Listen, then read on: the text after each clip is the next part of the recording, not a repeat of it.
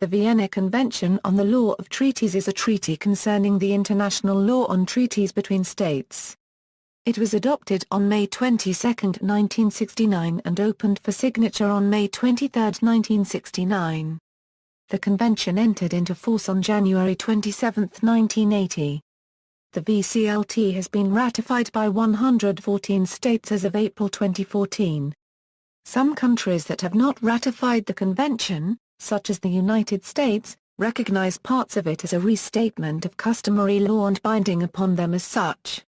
History: the VCLT was drafted by the International Law Commission of the United Nations, which began work on the convention in 1949. During the 20 years of preparation, several draft versions of the convention and commentaries were prepared by special rapporteurs of the ILC.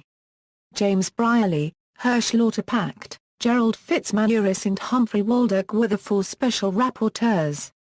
In 1966, the ILC adopted 75 draft articles which formed the basis for the final work.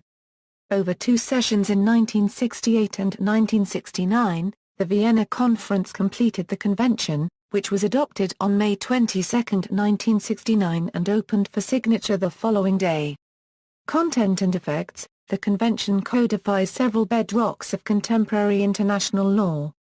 It defines a treaty as an international agreement concluded between states in written form and governed by international law, as well as affirming that every state possesses the capacity to conclude treaties. Most nations, whether they are party to it or not, recognize it as the preeminent treaty of treaties. It is widely recognized as the authoritative guide regarding the formation and effects of treaties. For example, the United States recognizes that parts of the convention is part of customary law. In India, the Supreme Court has recognized the customary status of the convention. Scope: the scope of the convention is limited. It applies only to treaties concluded between states, so it does not cover agreements between states and international organizations or between international organizations themselves, though if any of its rules are independently binding on such organizations, they remain so.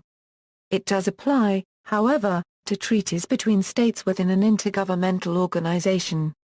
However, agreements between states and international organizations, or between international organizations themselves, will be governed by the 1986 Vienna Convention on the Law of Treaties between states and international organizations or between international organizations if it ever enters into force. Also, in treaties between states and international organizations, the terms of the convention still apply between the state members. The convention does not apply to agreements not in written form. Parties to the convention. As of April 2014, there are 114 state parties that have ratified the convention, and a further 15 states have signed but have not ratified the convention.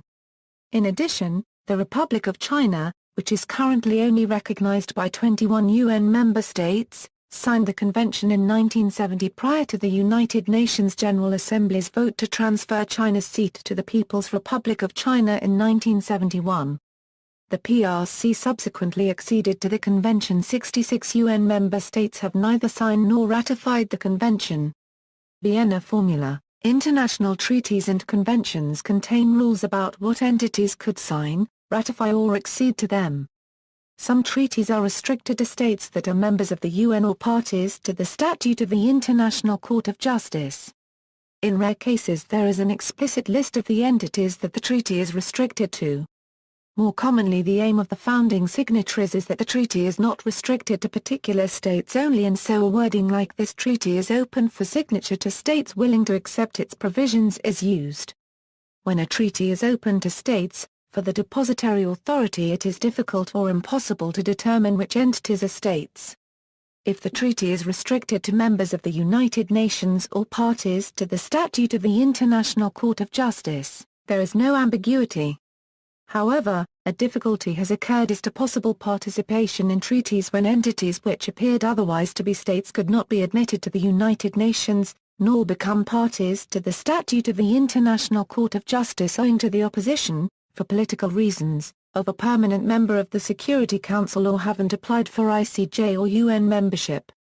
Since that difficulty did not arise as concerns membership in the specialized agencies, where there is no veto procedure, a number of those states became members of specialized agencies, and as such were in essence recognized as states by the international community. Accordingly, and in order to allow for as wide a participation as possible, a number of conventions then provided that they were also open for participation to states members of specialized agencies.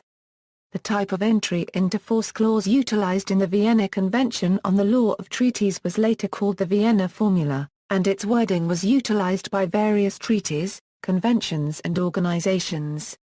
Some treaties that utilize it include provisions that in addition to these states any other state invited by a specified authority or organization can also participate, thus making the scope of potential signatories even broader.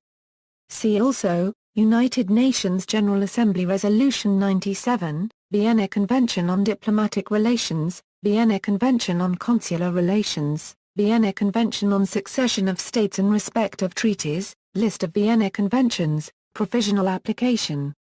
Footnotes.